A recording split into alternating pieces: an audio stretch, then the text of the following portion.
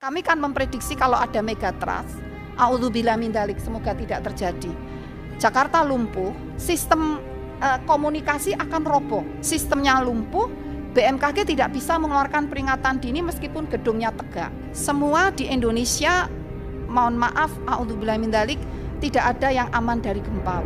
Terus habis itu di beberapa tempat juga seperti itu. Kita perlu perhatikan juga kayak beberapa daratan yang dulunya lautan itu naik. Wonosobo ada, di Wonosobo ada, di Dieng ada, bahkan ditemukan kerang-kerang laut yang ada di situ. Ini kan udah menandakan naik ya, antara daratan yang naik atau air yang turun ya? Iya, itu memang benar-benar daratan dari laut yang naik, yang kemungkinan besar, amit-amitnya, aku ngeri bayanginnya. Karena tadi kalau megatrust gerak, ini diprediksi tsunami-nya setinggi 34 meter.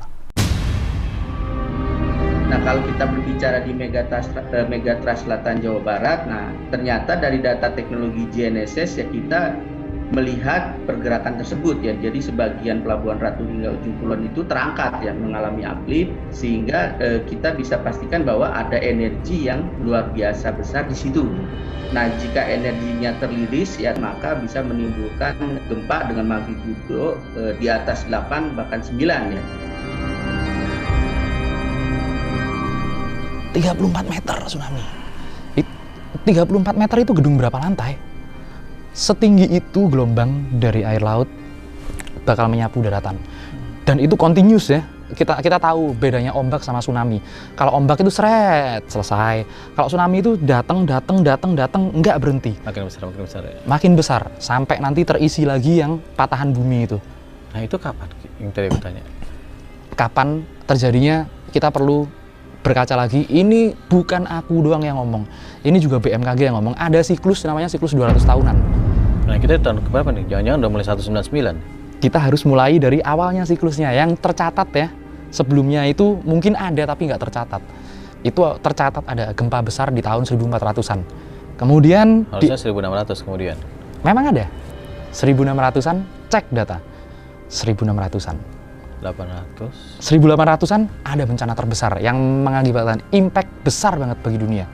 Gunung Krakatau. 1883. 1883. Oh ya, 1883. Itu memang benar-benar impact-nya sampai wah anjir. Bukan cuma di Indonesia kan impact-nya. Nah, kalau kita nggak perlu ngitung mundur terlalu lama lah ya. Siklus 200 tahunan itu akan jatuh di tahun berapa? Tahun 2000 dong. Berarti nggak jauh-jauh dari sekarang. Itu dia ngerinya kan. Data berbicara, BMKG dengan prediksi mereka untuk memitigasi bencana sudah berbicara. Dan ya yang namanya gempa kan nggak ada yang tahu ya. Iya sih. Kapan itu gerak? Aku jadi ngeri. Sekarang kan kita itu lagi itu loh deh, yang lagi rame di social media itu megatrust. Sampai 8,9 skala Richter ya. Dan itu di lingkar apinya Indonesia kan, dari Pulau Jawa sampai ke Sumatera, Jawa, belum lagi ada sesar Lembang gitu kan ya. Ya beliau ini sebagai indigo hanya menyampaikan penglihatannya. Cuman hal tersebut seperti sesar Lembang itu kan bisa kalian pelajari di Google juga banyak secara historicalnya bagaimana ya, dan juga mungkin apalagi ada tanda-tanda katanya monyet sudah mulai turun ke kota Bandung dan lain sebagainya. Jadi kalau Roy melihat sesuatu dan menyampaikan itu bukan mau nakut-nakutin sebenarnya ini ya. Ya, tapi kalau pengen mempelajari lebih dalam sebagai usaha prevention aja, ya kenapa enggak sih? Nah, lu sendiri ngerasa akan ada bencana besar nggak sih? Akan ada bencana besar, cumanya memang kita terlihat masih baik-baik. Kita akan masih oke-oke aja sih sebenarnya. Bencana alam pasti akan ada, itu kan udah siklus tahunan juga kan, dan kejadian yang tiap tahunnya pasti ada-ada aja kan, bukannya seperti itu ya. Tapi kan aku ngelihat nggak sampai maaf, nggak sebesar seperti di Aceh gitu. Iya, 100 orang misalnya, ya ini mungkin 95 atau 90 orang yang gitu, jadi masih ada sisa. Waduh. Sebenarnya itu menurut aku masih ada orang yang selamat sih menurut aku. Kok skalanya besar kali korbannya, 9:1 kan? Iya.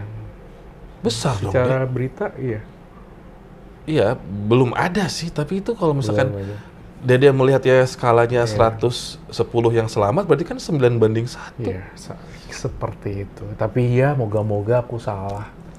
Moga-moga aku salah lihat dan itu bikin semoga kalian bisa tenang lah di sana. Dan kita banyak doa aja, Bang. Assalamualaikum Beres, selamat datang kembali di Guru Gembel Channel. Saya tidak sedang menakut-nakuti Baraya, tetapi saya mengajak Baraya untuk mengantisipasi apa yang mungkin akan terjadi. Pada faktanya adalah bahwa Indonesia adalah sebuah negara yang secara geografis dan geologis itu dikepung oleh begitu banyak bencana alam. Dan terkait dengan gempa misalkan, akan ada gempa dalam skala yang sangat besar yang akan terjadi di Indonesia dalam waktu dekat. Saya sebutkan beberapa di antaranya ya. Yang pertama itu ada di zona megatrust Aceh Andaman. Itu magnitudonya bisa sampai 9,2. Kemudian megatrust di Nias itu mencapai 8,7. Kemudian megatrust di Batu itu mencapai 7,8. Kemudian megatrust di Mentawai Siberut itu mencapai 8,9. Kemudian megatrust di Mentawai Pagai itu 8,9. Lalu ada di Enggano itu 8,9. Kemudian megatrust Jawa itu 9,1. Megatrust Jawa Barat di sekitaran Selat Sunda itu 8,9. Kemudian di Jawa Timur itu 8,9. Kemudian megatrust Sumba itu 8,9 dan megatrust Sulawesi Utara itu 8,5. Kemudian juga megatrust Palung Cotobato itu 8,3 dan ada beberapa di kawasan utara Indonesia. Ini adalah megatrust, maksudnya adalah patahan-patahan yang berpotensi akan patah di Indonesia dan menyebabkan gempa dan atau tsunami yang bisa menjadi sangat besar. Skalanya sudah saya sebutkan. Sebuah catatan kecil adalah bahwa di Aceh tahun 2004 yang menyebabkan tsunami yang menyebabkan kematian sekitar 200.000 manusia, itu gempanya adalah 9,1 dan kalau kita lihat di sini skalanya itu setidaknya ada 2 yang 9,1 atau lebih, yaitu di Jawa dan di Andaman Aceh, lagi-lagi di sana. Mengapa potensi gempa besarnya bisa sampai sebanyak itu? Ya sebenarnya lagi-lagi harus kita tekankan bahwa Indonesia itu adalah wilayah gempa, wilayah gunung meletus. Kenapa? Karena ada banyak lempengan-lempengan bumi, lempengan-lempengan tektonik yang bertemu di wilayah yang sekarang namanya Indonesia. Bahkan bisa dibilang Indonesia itu menjadi ada karena patahan-patahan yang dimaksud itu. Nah, patahan-patahan yang dimaksud itu kan saling bergerak satu sama lain, bergesekan, menjauh, mendekat, dan lain sebagainya. Yang di Indonesia itu menyebabkan sekitar 10.000 kali gempa dalam setiap tahunnya. Di tahun yang lalu, dari 10.000 sekian gempa yang terjadi, itu ada 219 gempa yang terjadi yang di atas magnitudo 5,0. Begitu. Nah, kenapa sih bisa seperti itu? Ya, penjelasan ringkasnya adalah kan bumi itu ada inti yang sangat padat, kemudian ada astenosfer yang cair yang melingkupinya. Nah, astenosfer cair ini mengalir bergejolak karena di tengahnya sangat panas dan di luarnya lebih dingin, sehingga lapisan astenosfer yang cair itu mengalir dari bawah ke atas, ke bawah lagi, sama seperti kurang lebih air mendidih. Begitu kan? Nah, karena bagian atasnya itu adalah kulit bumi yang sangat keras, kulit bumi yang sangat keras ini akhirnya didorong untuk ikut bergerak seperti cairan di bawahnya. Karena itulah terjadi patahan. Nah, patahan-patahan inilah yang ada tepat di bawah Indonesia dan bahkan Indonesia terbentuk oleh patahan-patahan itu. Begitu kan? Nah, kalau kita mendengar bahwa Indonesia diguncang gempa 10.000 kali dalam 1 tahun, maka itu sebenarnya adalah sebuah kebaikan. Berarti sering. Nah, maksudnya kalau sering gempa bagus itu gimana? Maksudnya berarti gempa itu tidak akan terlalu besar karena setiap patahan ngik, patah gitu, ngik, patah, patah, patah gitu ya. Jadi tidak terlalu besar, tapi sering. Nah, tapi masalah utamanya adalah bahwa gempa kita itu bukan hanya sering, tetapi juga ada di antaranya yang sangat besar. Sangat besar tuh maksudnya gini, ketika ada 2 lempeng tektonik misalkan bertemu, ngik, kalau patah lagi berarti kecil. Kalau ngik sampai tinggi baru patah cetrak gitu, nah itu gempanya kan besar sekali. Nah, gempa megatrust ini memiliki potensi yang lumayan besar. Jadi ada 2. yang akan membuka, menurut terawangan saya itu akan ada membuka gerbang-gerbang dimensi lain yang memberikan saya kayak pandangan, kayak clue tentang adanya megatrust. Jadi kalau orang lain mungkin dengan ilmunya sendiri, dengan tata cara sendiri, bahkan ada yang menggunakan tentang gempa tersebut menggunakan alat. Tapi yang saya sampaikan di sini, menurut terawangan saya, apapun yang menjadi terawangan buruk, saya kira jangan sampai terjadi.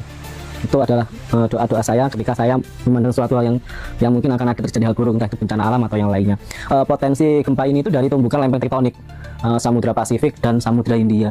Jika dari gempa tersebut ini saling kayak satu sama lain ini terjadi bersamaan, akan memiliki potensi yang menimbulkan kerusakan besar, bahkan adanya tsunami.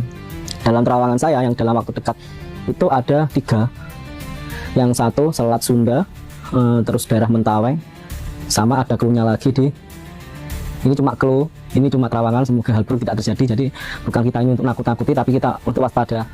Jika ada gempa besar ini kita harus ngapain? Jika salah satu gempa itu besar, misalnya di daerah yang 3 saya sebutkan tadi terjadi ya, salah satu pecah gitu ya, itu akan mengakibatkan naiknya air. Saya tidak tahu itu tsunami atau apa yang cukup besar. Jika hal itu terjadi, itu Jakarta pun juga akan kena. Berarti kan di sekitar Jawa Barat, bisa jadi di Selat Sunda.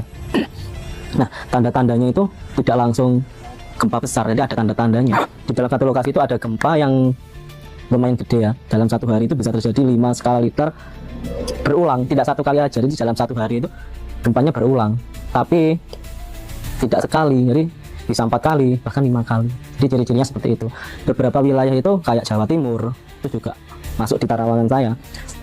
Jawa Timur itu kalau saya menerawang sekitar 6,7 gempanya. Terus Jateng itu yang saya terawang sekitar 7,5.